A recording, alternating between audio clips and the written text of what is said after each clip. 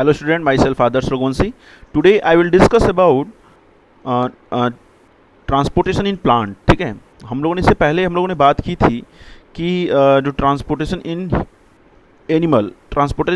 Animal में हम लोग स्पेशली बात की थी ह्यूमन के अंदर, है ना. मतलब देखो, हम लोगों ने जो चैप्टर हम लोग का है ट्रांसपोर्टेशन, मतलब ट्रांसपोर्टेशन एंड एक्सक्रीशन, इस चैप्टर में हम लोग एनिमल की बात पूरी कंप्लीट कर ली. अब हम लोग बात करेंगे प्लांट की. ठीक है, तो प्लांट के अंदर हम लोग देखेंगे ट्रांसपोर्टेशन. तो ट्रांसपोर्टेशन इन प्लांट में कुछ कीवर्ड्स हैं, चाहो तो आप नोट करना चाहो तो नोट कर लो कि transportation in plant that is transportation of water through xylem. Minerals का ट्रांसपोर्टेशन भी किससे होगा? जाइलम से ही होगा. That is transportation of mineral also from xylem. ठीक है, ट्रांसपोर्टेशन ऑफ फूड, जब हम बात करेंगे स्पेशली फूड की बात करेंगे, food in the form of sugar और food in the form of sucrose. ठीक है, में जब बात होगी तो किसके थ्रू होगा? फ्लोएम के थ्रू होगा. पहली चीज, तो दो चीजें आ रही हैं. तो पहला बात क्या आ रहा है? Xylem and phloem. तो जाइलम और फ्लोएम को हम लोग एक साथ क्या बात करते हैं? जब दोनों को एक साथ बात करते हैं, जाइलम एंड फ्लोएम की बात करते हैं, तो जाइलम एंड फ्लोएम बोथ दोनों को हम एक साथ जब यूज करेंगे तो उस समय टर्म यूज क्या करेंगे? Vascular bundle. क्या यूज करेंगे? वस्कुलर बंडल या वस्कुलर टिश्यू की बात करेंगे. ठीक है, वस्कुलर टिश्यू. तो देखने का क्या मिल रहा है कि जब हम प्लांट के अंदर वाटर का और मिनरल्स का ट्रांसपोर्ट हो रहा है तो किसके थ्रू हो रहा है? जाइलम के थ्रू हो रहा है. ठीक है, और ध्यान रखना, जाइलम के थ्रू जो भी ट्रांसपोर्ट होता है वो यूनिडायरेक्शनल होता है. यूनिडायरेक्शनल मतलब एक ही डायरेक्शन में होगा. तो transport of water and minerals through xylem from root to tip and it's a unidirectional flow. इस बात को ध्यान रखना, स्टेटमेंट के फॉर्म में है. जब हम बात करेंगे फ्लोएम की, तो फ्लोएम का जो ट्रांसपोर्ट होता है फ्रॉम शूट टू रूट और रूट टू टिप दोनों तरफ हो सकता है. That is it's a bidirectional flow. ये किस तरह का फ्लो है? By directional flow. तो वस्कुलर बंडल में दो चीजें आती हैं, जाइलम एंड फ्लोएम. ठीक है, तो वस्कुलर टिश्यू भी दो तरह का होगा, जाइलम एंड फ्लोएम टिश्यू होंगे. ठीक है, बंडल किसको बोलेंगे तब? वस्कुलर बंडल में और वस्कुलर टिश्यू में डिफरेंस क्या हो गया? वस्कुलर टिश्यू का मतलब होता है जाइलम एंड फ्लोएम सेल्स के अरेंजमेंट किस तरह हैं. ठीक है, उसको बोलेंगे. बंडल की बात जब हम बात करेंगे तो वहाँ पे क्या कहेंगे? जब हमें कोई भी जाइलम या फ्लोएम पूरा बंडल के शेप में दिखाई दे रहा है ना, एक एक जगह पैचेस के फॉर्म में, तो उसको बोलेंगे वस्कुलर, इट्स वस्कुलर बंडल. ठीक है, और जाइलम बंडल और फ्लोएम बंडल, दोनों बंडल को मिला के क्या बोलेंगे? Vascular bundle. ठीक है, इसमें तो वही चीज लिखा है कि plant need to carry water, minerals and prepared food to all over the body. Two type of vessels are involved in the transportation. First is xylem vessels. xylem vessels के थ्रू किसका होता है? वाटर एंड मिनरल्स का. Phloem के through किसके होगा? Food का. ध्यान रखना. ठीक है, तो इसको हम लोग बोलेंगे. तो इसमें जो डायग्राम दिया है यहाँ पे, ये वाला जो डायग्राम दिया है, इसमें आप देखोगे जो ब्लू लाइन है ना, ब्लू लाइन देखो नीचे से ऊपर जा रही है, एरो देखो एक ही डायरेक्शन में है. क्यों? क्योंकि रूट टू टिप का ट्रांसपोर्टेशन होता है, क्योंकि वाटर और मिनरल्स कहाँ पे पाए जाते हैं? ये पाए जाते हैं रूट साइड में. तो रूट से ही क्या होंगे? प्लांट के टिप तक जाएगा. तो इसलिए क्या होता है? जाइलम के अंदर ट्रांसपोर्टेशन यूनि डायरेक्शनल होता है. क्या होता है? Uni directional. लेकिन फूड का जब भी ट्रांसपोर्ट होगा, मतलब जो ग्रीन प्लांट है, मतलब जो ग्रीन लीफ है, उस ग्रीन लीफ में क्या होगा? फोटोसिंथेसिस होगा. फोटोसिंथेसिस के थ्रू फूड बनेगा और वो फूड को स्टोरिंग में जगह पे या फिर जहाँ पे यूज़ करना है वहाँ पे दिया जा सकता है. जैसे फॉर एग्जांपल आप देखोगे एरो दोनों तरफ है, ऊपर भी जा रहा है और नीचे भी जा रहा है. जो दूसरे कलर का है, ये पिंक कलर का जो बनाया है, इसमें देखोगे अब दोनों तरफ का एरो दिखाई दे रहा है, ऊपर भी और नीचे भी जा रहा है. इसका मतलब ये हो गया it's a bidirectional flow. ठीक है, इसका ध्यान रखना, unidirectional and by directional.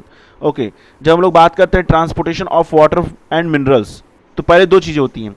Transportation of water and minerals में हम लोग क्या देखते हैं कि transport of water and minerals from पहला case from soil to root.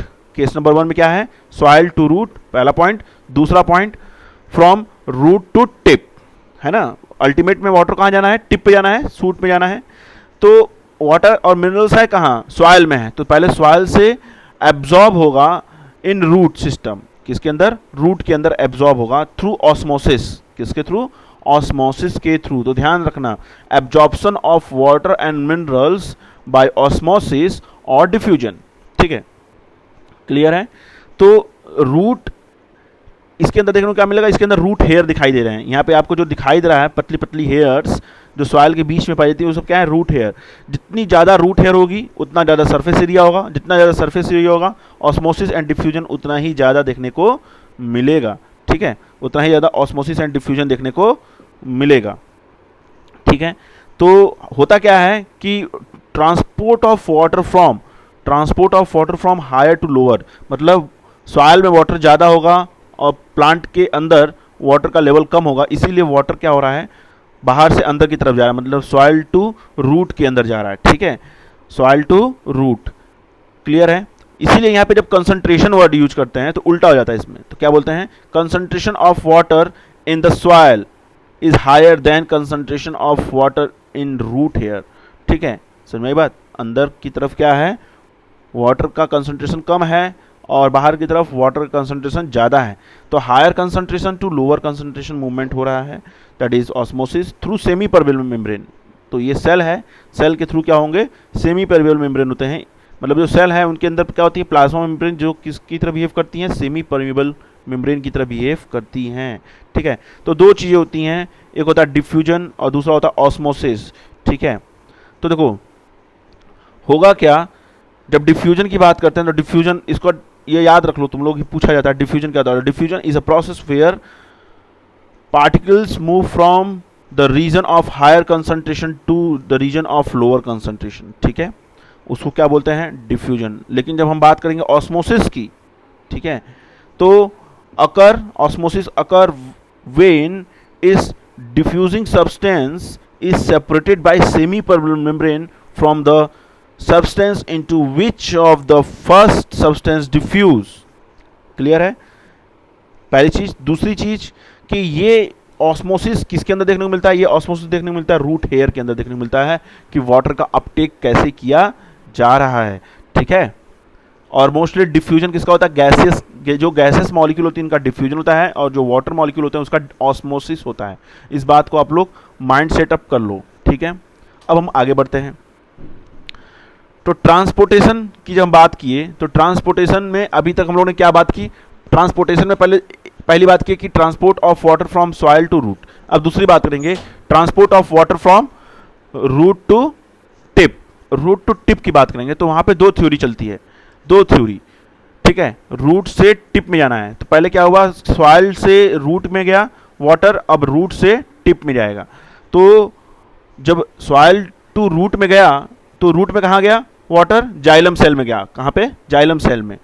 अब जब जाइलम सेल में वाटर भर चुका है तो वो क्या होगा, ऊपर की तरफ जाएगा, दैट इज उसको ऊपर की तरफ भेजना है। तो वहाँ पे पहली जो थ्योरी काम करती है उसको बोलते हैं ट्रांसपायरेशन पुल थ्योरी। क्या बोलते हैं, ट्रांसपायरेशन पुल थ्योरी। इसमें क्या होता है, ट्रांसपायरेशन पुल थ्योरी में जो अभी हमने क्या बोला, वाटर का मूवमेंट किधर से किधर होता है, हायर टू लोअर की तरफ होता है। किधर से किधर, हायर टू लोअर। तो हायर कहाँ है, वाटर रूट में, और लोअर कहाँ है, लीफ में।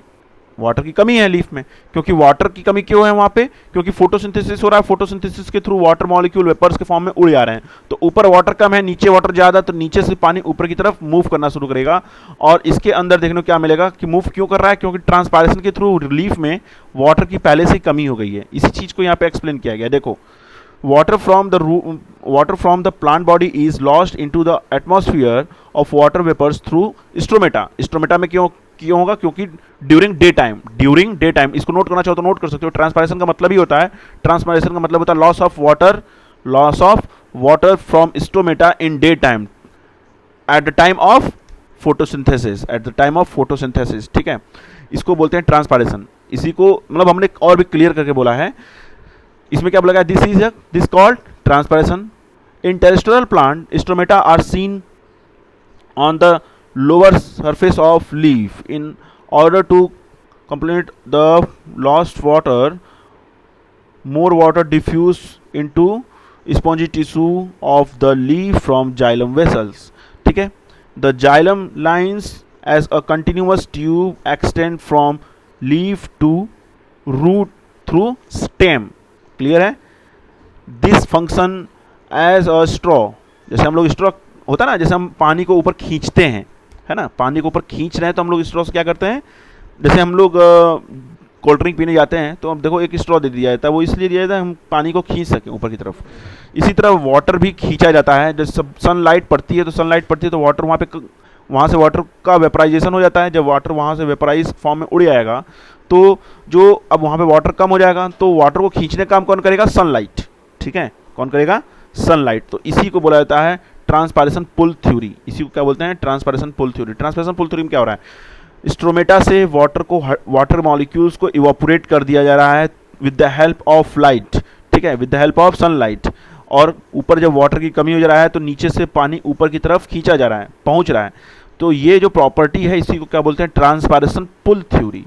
ठीक है, ट्रांसपायरेशन पुल थ्योरी। ठीक है, ये वाली बात। तो फंक्शन क्या है ट्रांसपायरेशन का?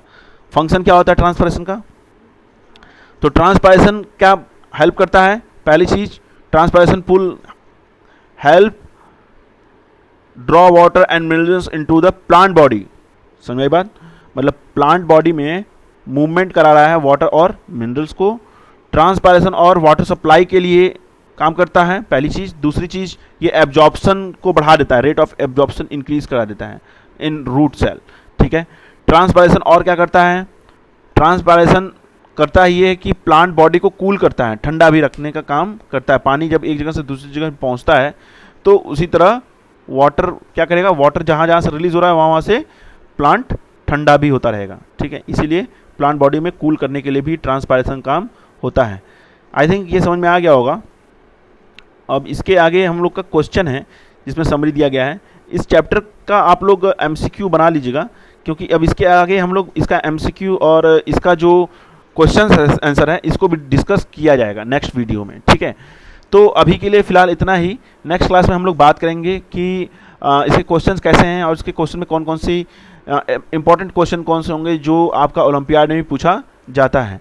ठीक है, तो आई होप आपको समझ में आ गया होगा। सिंपल सा है, बहुत सिंपल सा है कि प्लांट के अंदर ट्रांसपायरेशन कैसे हो रहा है। प्लांट के अंदर ट्रांसपायरेशन की जब हम बात करेंगे तो दो बातें करेंगे, फूड का ट्रांसपोर्ट हो रहा है या वाटर का ट्रांसपोर्ट हो रहा है या मिनरल्स का। तो फूड का ट्रांसपोर्ट होगा तो फ्लोएम के थ्रू होगा, और जब वाटर और आयन का ट्रांसपोर्ट होगा या मिनरल का ट्रांसपोर्ट होगा तो किसके थ्रू होगा? जाइलम के थ्रू होगा। ध्यान रखना, ठीक है, ये चीज़ का ध्यान रखना। और प्लांट में वाटर का ट्रांसपोर्ट और मिनरल्स का ट्रांसपोर्ट कौन से मैकेनिज्म से होता है? तो ट्रांसपायरेशन पुल थ्योरी से होता है। किसके थ्रू? ट्रांसपायरेशन पुल मैकेनिज्म, या इसी को बोलते हैं ट्रांसपायरेशन पुल थ्योरी। तो ट्रांसपायरेशन से प्लांट को क्या हेल्प है? प्लांट की बॉडी कूल होती है, एक जगह से दूसरी जगह मिनरल्स एंड न्यूट्रिशन पहुँचाए जाते हैं, और इसकी वजह से वाटर सप्लाई भी कंटिन्यूसली होती रहती है, जिसकी वजह से पानी जो है कंटिन्यूसली रूट सेल के अंदर एब्जॉर्ब होता रहेगा।